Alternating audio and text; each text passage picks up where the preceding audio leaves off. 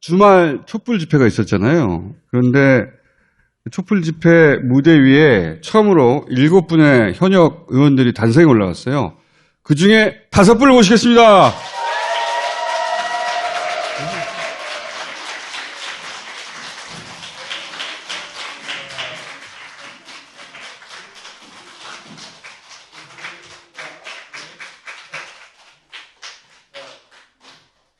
잠깐 모시겠습니다.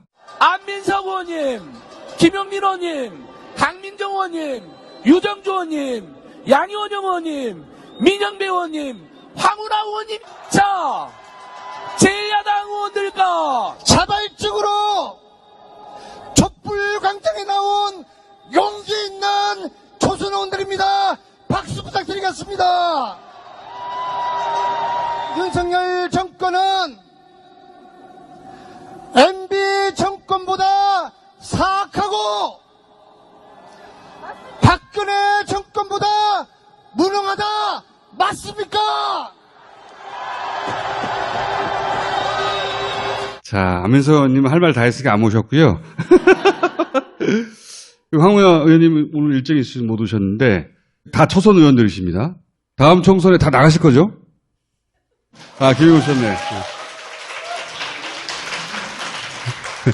세 분은 비례의원이신데 세 분은 다음 총선에 나가실 거죠? 그게 쉽지가 않죠. 본인 의지. 민주당의 과제들도 이제 많이 알게 됐고 그러니까 해야 될 일은 있어서 네. 하고 싶죠. 저는 그냥 고민 중이에요. 나가려고요.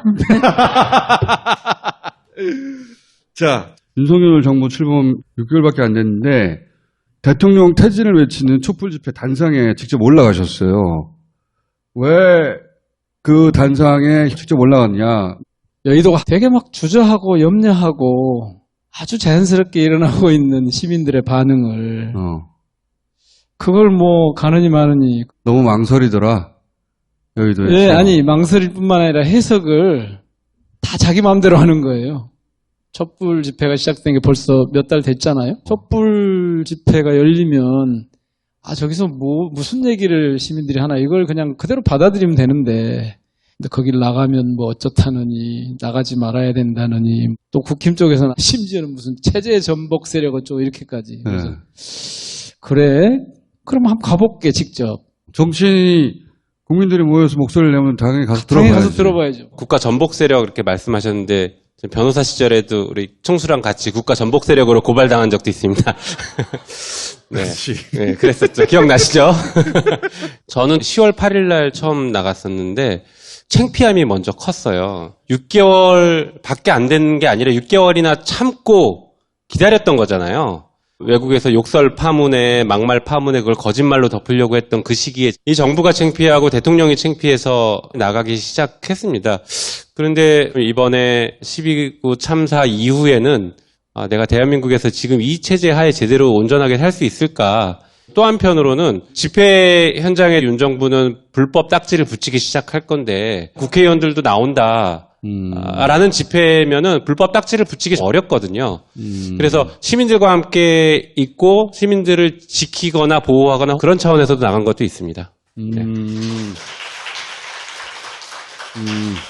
내가 보호막이 돼야 되겠다. 네, 그렇죠. 두 분이 좋은 얘기 너무 많이 해가지고 나머지 세 분은 어떻게 해? 모든 답은 현장에 있다라는 생각으로 국회의원을 하고 있고요. 그리고 여의도 안에서만 속닥거리고 있기에는 가슴이 너무 뛰어서 심장이 너무 막 불타올라가지고 너무 사랑하는 사람이 있으면 참을 수 없이 뛰어가게 되잖아요. 꼭 가보고 싶었습니다. 국민들이 거기 있으니까 가야죠. 가서 무슨 말씀을 하는지 들어야 된다고 생각했고요. 저는 이제 시민사회단체 활동을 해봐서 어떤 집회든 아니면 어떤 행사든 단 100명이 오는 게 얼마나 힘든지 알아요.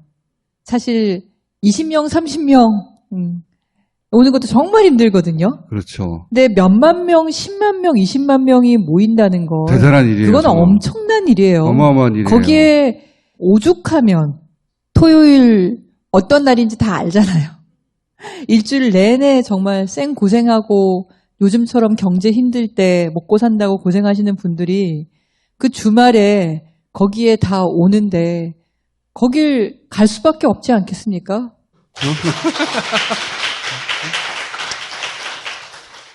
촛불 집회 해서 우리가 정권을 세웠는데 이걸 5년 만에 이렇게 되다니 그때 제가 조금만 더 열심히 노력해서 끌어왔으면 그랬으면 죽지 않아도 될 목숨인데 제가 너무 잘못한 것 같고 집에서 편안하게 있을 수가 없어요.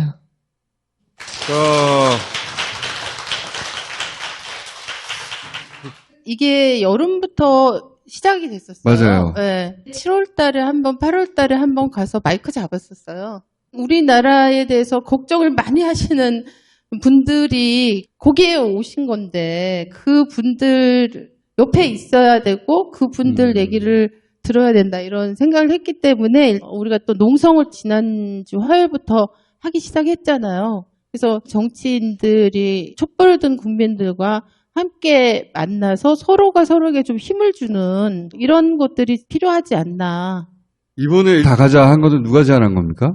기자가 물어봤거든요. 저희가 이제 기자회견 하고 난 다음에 토요일 날 갈 겁니까? 그랬더니 누군가가 네, 그러니까 당연히 가는 걸로 생각을 한 거죠. 얼떨결이구나.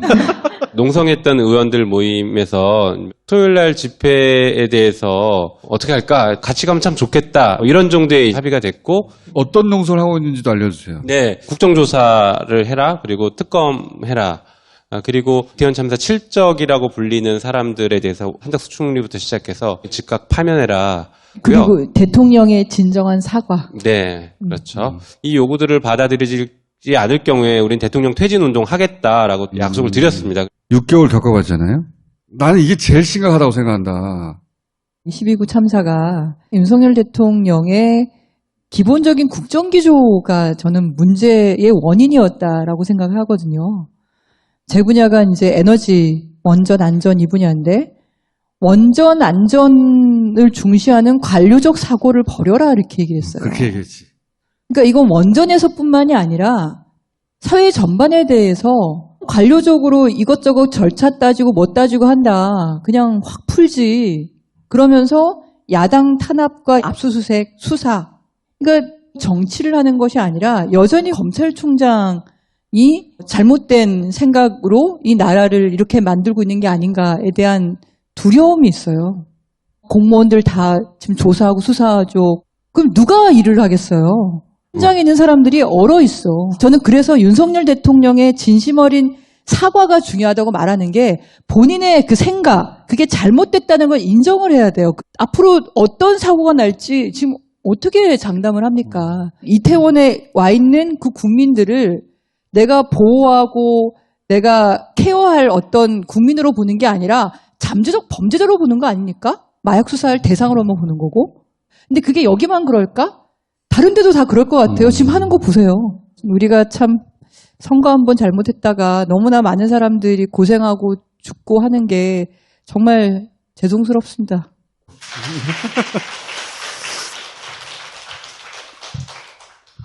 이 정부가 들어섰을 때 예상은 어느 정도 우리가 했죠. 어떤 식으로 이 국정이 운영될 것이다.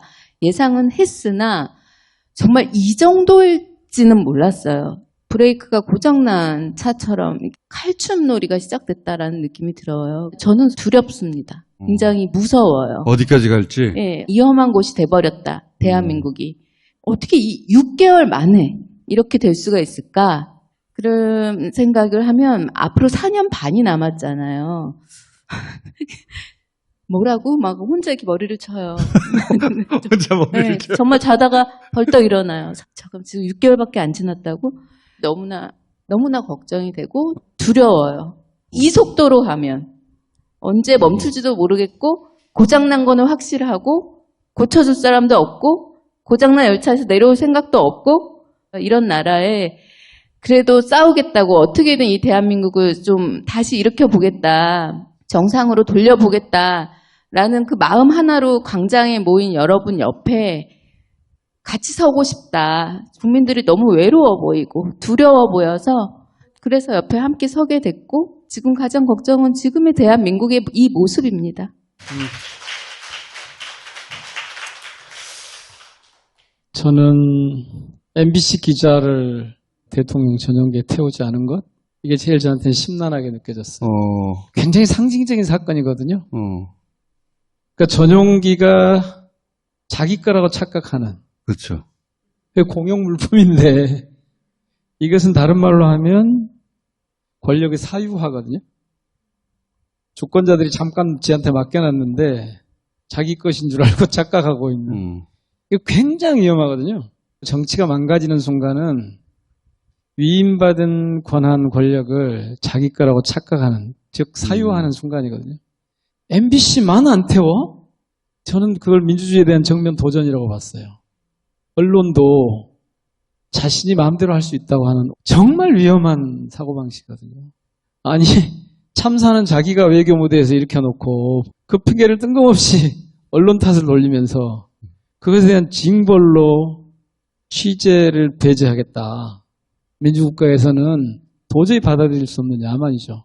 검찰의 수사권에 기초해가지고 지금까지 온 권력인데, 그렇죠.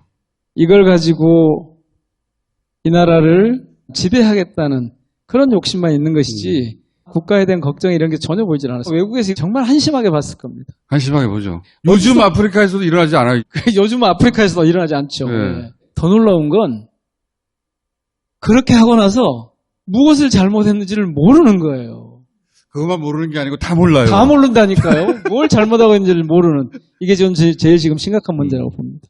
문 대통령은 청와대 들어갈 때 잠시 새들어 산다고 말을 했었거든요. 그게 맞죠? 그게 맞는 거죠. 그러니까 저는 이게 저러다 무너지지, 저러다가 어딘가에 틈이 생기고 균열이 나고 그래서 국가 체계 자체가 위험한데 이런 생각이 들어서 끔찍했습니다. 사실은 좀. 다 비슷한 감정이시구나. 무섭다, 끔찍하다, 위험하다. 아니 보세요. 12.9 참사가 났는데 국가가 강제해서 강요된 애도를 하게 하고, 그런데 위패도 없고 영정도 없는 애도를 하라고. 그리고 명단을 공개한 걸 놓고 난리를 치고, 오히려 그들에게 연대하고 애도할 수 있도록 국가가 만들어줘야죠. 추모제부터 지내야 됩니다. 사실은. 원혼을 달래고 위로해야죠. 그러니까 무능하기도 하지만 잔인하기도 해도. 그래서 끔찍한 거죠. 아니 그 행안부 장관이 거짓말하는 거 보세요. 명단 해결치기에서 없다고? 명단 없다고. 네. 아주 정말 얼굴 하나 안 왜 바꾸고 장관이 얘기하는데 믿질 않냐고. 얼굴 안 바뀐 게 아니고 눈을 부라리면서 거짓말하는 거에 대한 추호도 불안함이 없어요. 유족에 대한 연락처나 이런 것들을 정부가 독점하고 있기 때문에. 행안부에서는 유족 전체에 대한 자료를 가지고 있지는 않습니다. 그러면은 TF에서는 유족하고 연락을 취하지 않는다는 것인지. 국무위원이 하는 말을 왜 그대로 받아들이지 않으시고 자꾸 거짓말을 한다고 그렇게 생각하는지 모르겠습니다만, 행안부에서는 명단조차도 가지고 있지 않습니다. 연락처는 물론이고요.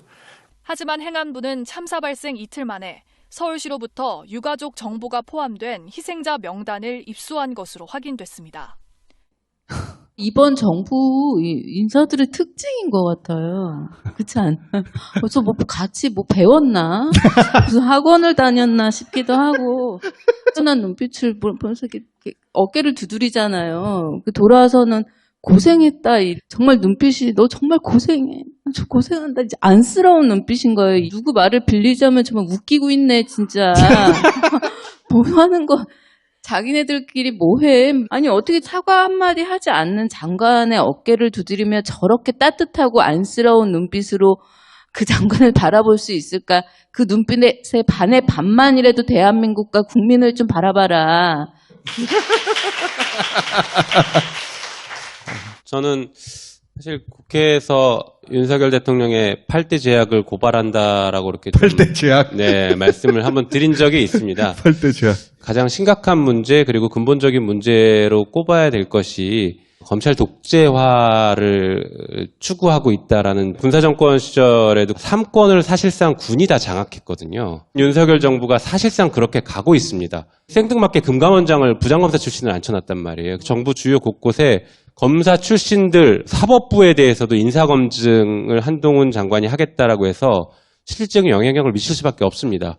그리고 입법부 역시 다음번 총선 때 보시면 검사 출신들로 상당히 많이 채워질 것이다 생각이 들고 그래서 검찰 혁명 한다는 얘기가 있어요. 자기들끼리 주장한다는 그 얘기가 나오고 있죠. 검찰 쿠데타지 그럼. 예.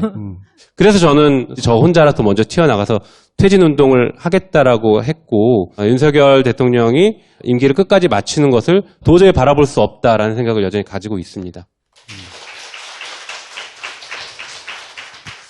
공적 마인드 없고 권력을 사적인 소유물로 생각하는 거 이게 결국 독재잖아요. 공적 마인드가 없으니까 우리의 눈에 보이는 게 그 사람들 눈에는 저는 안 보이는 거라는 생각이 좀 많이 들더라고요. 그래서 우리 사회의 모든 분야에서 다 문제가 발생할 수밖에 없고 교육과 관련해서는 저는 아주 심각하게 보고 있죠. 지금 한 5, 60년 전으로 후퇴시키고 있는 거 아닌가. 우리 얼마나 힘들게 여기까지 도달했는데 그거를 단 몇 달 만에 진짜 몇십 년 뒤로 되돌리고 있는 것 같고 교육에서도 여지없이 그런 게 나타나고 있습니다. 교육을 사람을 키우는 문제로 보지 않고 단순한 어떤 경제적인 관점에서 반도체 인력 양산을 내지 못하면 교육법 폐지해야 된다. 이런 거를 그냥 아무런 부끄러움과 창피함 없이 대통령이라는 사람이 얘기하니까 그런 사람이 5천만의 삶과 생명과 일상을 끌고 가는 자리에 있다는 사실이 너무나 비극적인 거죠, 사실. 아니, 고상하게 얘기하기가 너무 힘들어요. 아니, 그죠. 문화예술도 똑같거든요. 바로 제갈 물렸거든요. 이 유명한 윤석 열차뿐만이 아니에요. 이랑이라는 아주 멋있는 가수가 있는데 늑대가 나타났다. 이 노래를 기관에서 빼버렸단 말이에요. 공항항쟁 관련한 맞아요. 거기 행사에서 그 노래를 빼버렸어요. 네. 그것도 그랬고 그런 비슷한 일이 또 있었어요. 5개에다가 윤석열 풍자 포스터를 붙인 그거를 찍은 감독을 찾아냈는데 어떻게 찾아냈는지 아시죠? 지문으로 찾아냈잖아요. 5개 그런 그림 붙이는 작가를 찍은 감독을 또 찾아냈는데 감독을 찾아냈는데 지문으로 찾아냈어요. 그 노력으로 그러니까 그 한마디로 4년 반은 못 참을 것 같아요. 지금 전 세계적인 경제 질서가 바뀌는 시기이고 또 에너지 전환을 해야 되는 골든타임인데 전 세계가 다른 데로 달려가고 있는데 우리는 재생에너지는 지금 줄여라. 10% 가까이나 정말 답답한 상황이에요. 기업인들이나 이렇게 만나면 우리가 브라질처럼 되지 않을까 그런 걱정들을 하고 있는데 큰 기업들은 사실은 다른 나라에서 공장 짓고 매출 내면 되거든요. 문제는 우리나라 아닌 문제예요, 지금. 이 건에 대해서 경제나 금융 쪽에 있는 사람들이 제대로 일을 할 것처럼 안 보이죠. 그러니까 어떤 경제에 대한 청사진도 없어요. 도대체 왜 행정 권력을 잡았을까? 무엇을 하고 싶어서 했을까?